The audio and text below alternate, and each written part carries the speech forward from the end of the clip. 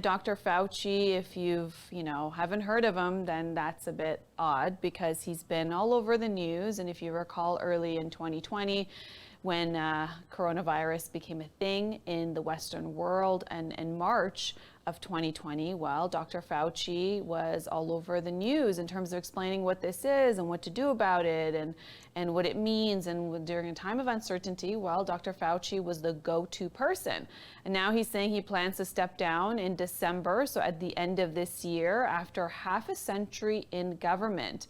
Now, he is the nation's, top doctor of the United States, infectious disease expert, who has achieved, fame that is unprecedented in his career and in the field. And he's been on our TVs and has become essentially a household brand.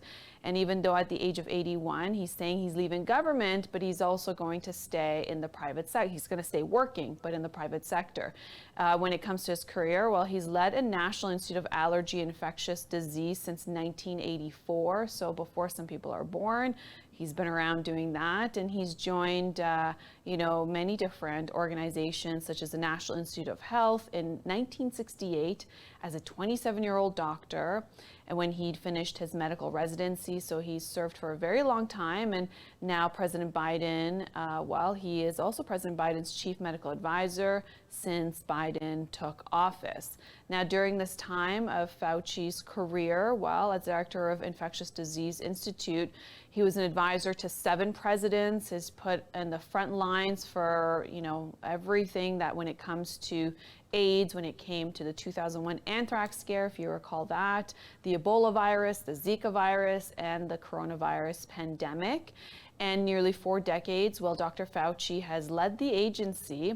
Well, this also means that the Institute has an annual budget of $350 million and is globally recognized as a brand, and also is something that is very significant. It actually went from $350 million annual budget to now exceeding $6 billion because he oversaw all of those massive crises that we all faced. Now his salary is $480,000 a year, and he is now saying that he's going to retire and go into the private sector. Biden has wished him well. But there's also a lot of people who are anti-Dr. Fauci because of his role of the pandemic and when it came to the lockdowns, when it came to vaccinations. And they're also saying that, this is also Trump, President Trump. Well, if you recall, during his final months of being in office, he was, retracting on a lot of what Dr. Fauci was saying and disagreeing with him, even though Fauci was leading, from the front in the beginning of the pandemic back in 2020.